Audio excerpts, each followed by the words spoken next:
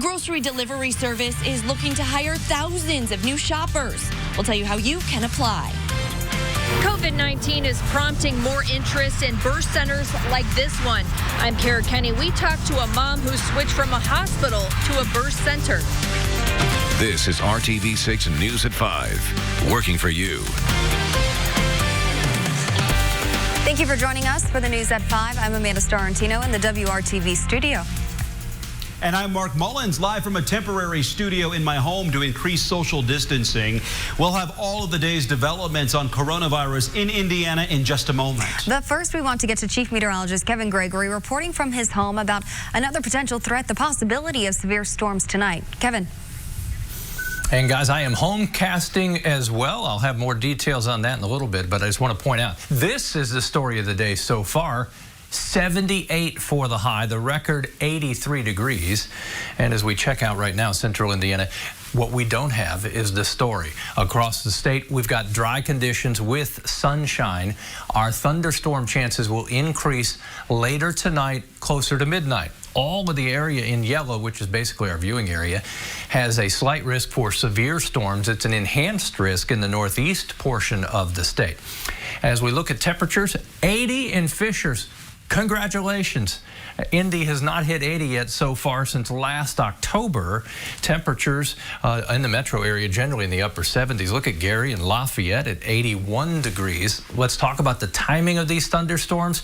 They will move in from north to south later tonight. By the time we get to 9 o'clock, they're still along the state line with Michigan. By the time we get to 11, dropping into the northern portion of our viewing area. I'll have other details for you and the big temperature change ahead coming up. Mark? Kevin, thank you. Somber news again today in the spread of the coronavirus in Indiana. A total of 173 deaths. To put that in perspective, the state health commissioner said that in an average 7-month flu season in Indiana, about 150 to 160 Hoosiers die. And we're only a few weeks in dealing with coronavirus, and we're already at number 173. Today, the state reported the largest day-to-day increase in reported deaths to date, 34. They range in age from 37 to 97, and the majority died April 4th through April 6th. There are 568 new cases for just more than 5,500. 28,764 tests have been reported to the health department. The state also breaks down the ages of those who have died. By far, the greatest number are those 70 and older and account for nearly 69% of the deaths. The gap between the number of men who are dying compared to women is growing a bit. It's now 63% men to about 37% women. You may be surprised that there are a few Indiana counties where there are none or just one case of COVID-19 officially reported. Those with 0, according to the state, Benton, Pike, and Perry counties, and those with just 1, Pulaski, Martin, Ohio, and Spencer counties. Globally, we are up to more than 1.4 million positive cases, more than 80,700 deaths, with about 12,000 of those in the U.S. On a positive note, more than 20,000 Americans have recovered. And RTV6's Hiring Hoosiers is keeping track of all the ways the coronavirus pandemic is impacting Indiana's workforce. Small businesses have been hit especially hard. RTV6's Cameron Riddle shows you the message the mayor of Indianapolis shared during today's state briefing on the outbreak. Well, as the days go on, it is harder and harder to find an industry that has not been hit hard by the economy-stopping coronavirus pandemic. And as we know, restaurants and small businesses were the first to feel that pressure. Tonight, Indianapolis Mayor Joe Hogg said is wanting Hoosiers to know that help is on the way. In response, local stakeholders, in partnership with Indy Chamber and the City of Indianapolis, have assembled emergency funding to keep small businesses afloat. As any community knows, the small business ecosystem is often what makes a town unique and what keeps our economy strong. We are going to need these businesses, but for now, they need us. And the help that is coming is $1 million in loan capital contributed by the Capital Improvement Board. That's been earmarked for the food and beverage industry. Additional help is coming from the Indianapolis Local Public Improvement Bond Bank, which has committed $500,000 toward this fund, along with an additional $1 million that Anthem is contributing to the fund. A total of $3.7 million has already been raised toward the city's goal of raising that $10 million of rapid relief funding for Indianapolis businesses. At the State House, I'm Cameron Whittle, RTV6. Cameron, thank you. Today, the state has an extra 100 people handling unemployment calls. A third-party company was hired to help out. RTV6's Hiring Hoosiers effort continues to take a close look at the process so you can get the benefits that you need. Our Rafael Sanchez explains what comes next. In Indiana, unemployment benefits for workers max out at $390 weekly over 26 weeks. An extra $600 in weekly payments will now be made available due to the COVID-19 pandemic. Hello, I'm Sandy Shepard, and I've been employed with my employer for 21 years. Sandy Shepard sent me this video. She applied for unemployment back on March the 20th. She normally would be making parts for Honda, Isuzu, or Toyota. And I've received nothing. I've tried to call them. I've tried to email them. They've never returned calls, no email. And I can't pay none of my bills, my mortgage, my car insurance. I can't buy my medicine. Also waiting, Michael of Indianapolis. On any other Tuesday, he'd be making parts for Ford. On March the 24th, he applied for benefits after being laid off. He asked not to be on camera. I haven't received any payment. I can't even pay my car payment or my car insurance or rent. And I can't even get my medicine. Michael and Sandy now both hope the money will arrive soon. And that was Rafael Sanchez reporting. The Department of Workforce Development says on average, it will take about 21 days to get you your unemployment benefits. And grocery delivery services like Instacart and Shipt may be the answer to those who are newly unemployed. They are hiring right now to meet the growing demand of more people staying at home. RTV6's Megan Sanctorum is working for you to explain how the service works and how you can apply. In just the last week, Instacart had 50,000 new employees start working for them nationwide, and they're still looking to hire more. Order volume is up 150%. The app has 7 times more new daily downloads than normal, and they have the highest customer demand in Instacart history. So now the delivery service is looking for more people to sign up and become shoppers. Shoppers are able to pick their own hours and even pick which order requests to fill. The company is also introducing new safety measures after hearing concerns from current employees. Beginning next week, Instacart will offer free health and safety kits for employees. They will include masks, hand sanitizer, and a thermometer. A company spokesperson was unavailable for an interview today, but we spoke with one shopper who said if you're healthy, it's a great way to earn some extra cash. It's still a nice side gig. You don't really have to set hours. They just send you notifications as to when there are batches available, and then you just look at them, and if you want to take it, you go. You don't have to work a certain amount of hours. You don't have to take a certain amount of batches. It's just kind of however it fits into your schedule. In order to work for Instacart, you must be at least 18 years old, have reliable transportation, and access to a smartphone. Working for you, Megan Sanctorum, RTV6. And other grocery delivery services like Shipt are also looking for shoppers as well. We'll have more information at hiringhoosiers.com. And another company that is hiring right now is one that just made the 2020 list of best places to work in Indiana. Discount Filters is an air and water filter manufacturer in Greenwood. The company primarily serves residential customers, but the commercial division has expanded over the last several years to support hospitals, schools, and assisted living facilities. So they are busy right now and are hiring 30 to 40 people to work a variety of shifts. Positions include packers, assemblers, and pickers.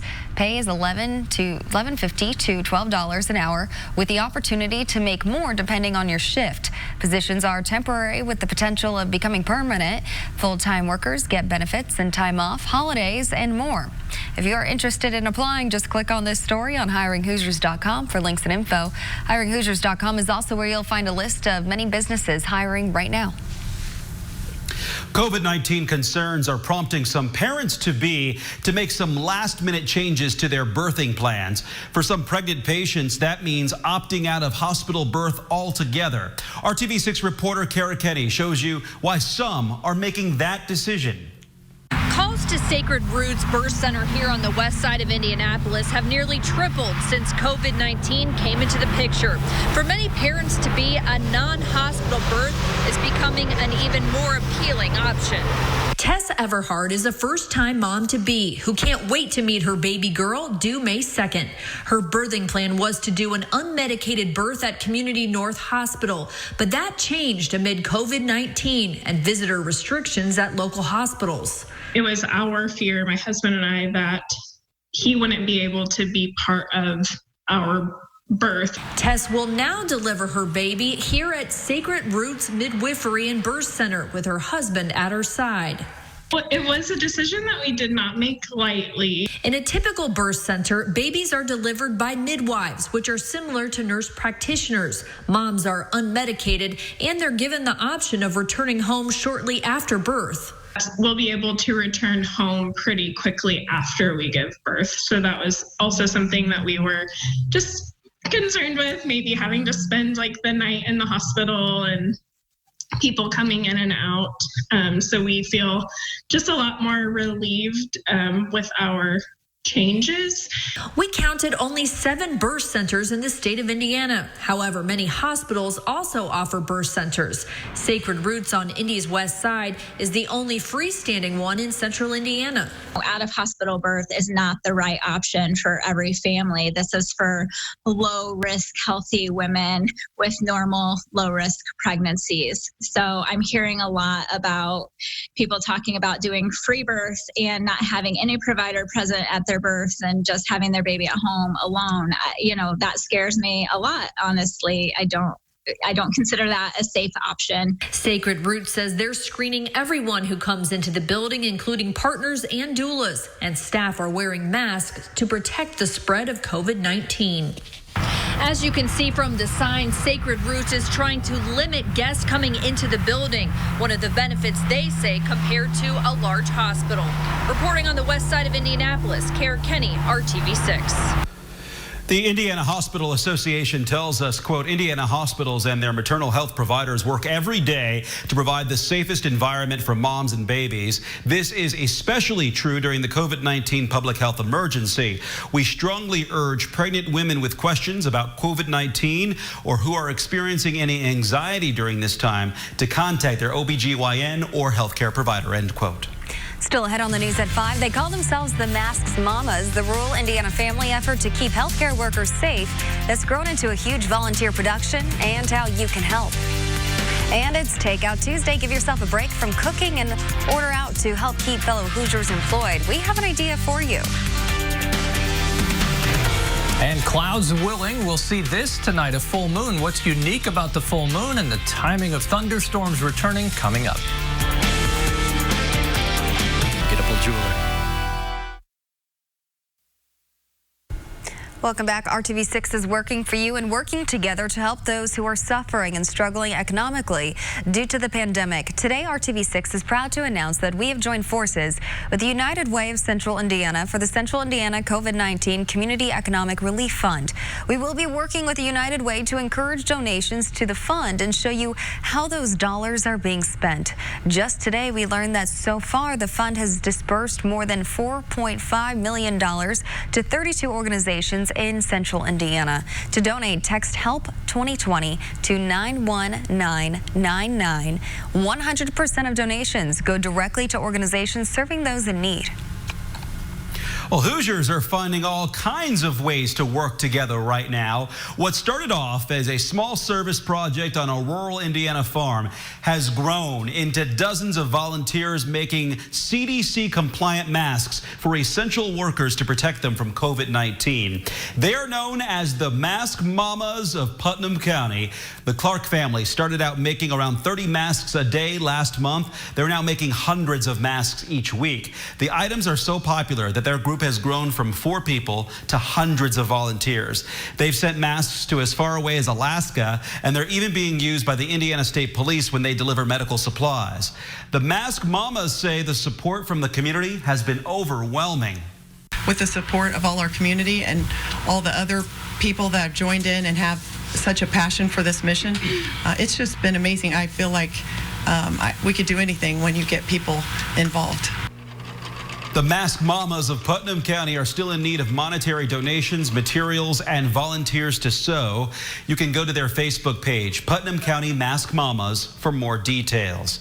We want to share more stories of Hoosiers working together. Tell us the positive efforts going on in your community by emailing us at workingforyou@rtv6.com. Well, have you made dinner plans? How about takeout? It's Takeout Tuesday, and a way for you to support businesses that RTV6 is highlighting through We're Open Indy. Businesses of all types trying to weather this tough time and are still open to serve you. Today, we put the spotlight on Fire by the Monon. It's located just off the Monon Trail on the corner of Ferguson and Coyle Streets in Broad Ripple. Most of the menu is available for takeout, and they even added family 4-packs. Flatbreads, salads, tenderloin, burgers, and more are available to tempt your taste buds. Fire by the Monon is offering takeout 7 days a week from 11 a.m. to 8 p.m.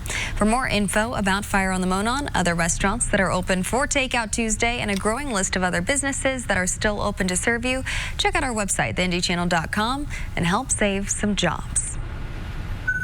Now to your Storm Team 6 forecast, and we're on alert for an increasing chance of thunderstorms later tonight. Kevin, what can you tell us? The threat is to our north right now. We're dry in central Indiana. It's warm on the Monon. It's warm across all of central Indiana. We're still flirting with 80 degrees. That is a thunderstorm watch for most of Michigan and into portions of northern Illinois and Wisconsin. For us, we'll wait on those thunderstorms that develop to the north to sag south and into the Hoosier State. I think we'll see some development as we get past 9 and 10 o'clock tonight. Lafayette at 81 degrees. Greencastle's at 80, 81 in Bedford, and Sullivan at 80. There's your 80-degree club. Other spots are oh so close to that. Temperatures will not be as warm tomorrow. Clouds willing, we'll see this. The biggest, brightest full moon of 2020, and it's called the super pink moon. It won't look pink.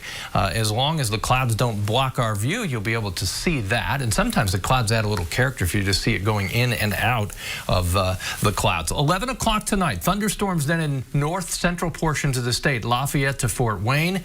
They'll continue to drop to the southeast as we go through the evening hours. I think 11 o'clock or so closer to just north of Indianapolis, then 1 o'clock in the morning, the rest of central Indiana. Large hail and damaging wind are the main threats. Can't rule out an isolated tornado.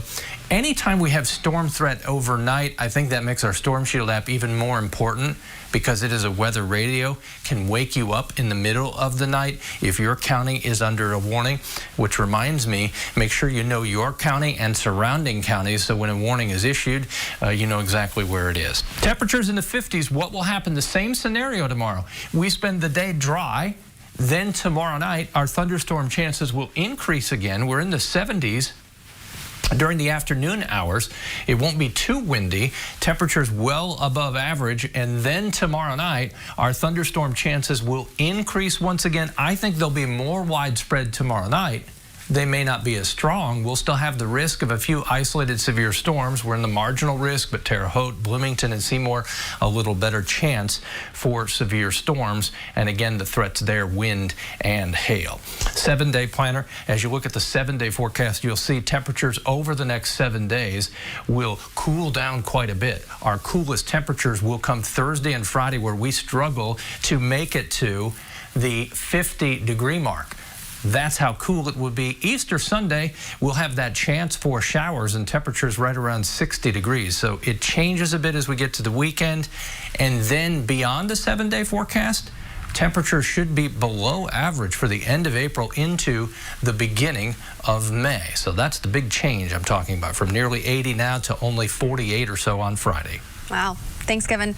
And people all over the country are working together and creatively to fill essential needs right now. Now, a boy in Louisiana will be making life a little nicer for healthcare workers in Indiana. Days from 4:30 to 7. Today, we are showing you how the kindness of a teen in Louisiana will touch Indiana healthcare workers. 13-year-old Henry Robin of Baton Rouge is working to make medical masks more comfortable. He's using the 3D printer he got for his birthday to make mask extenders. It's just like a little thing that goes on the back of your neck to relieve the pressure off of the ears of nurses and doctors.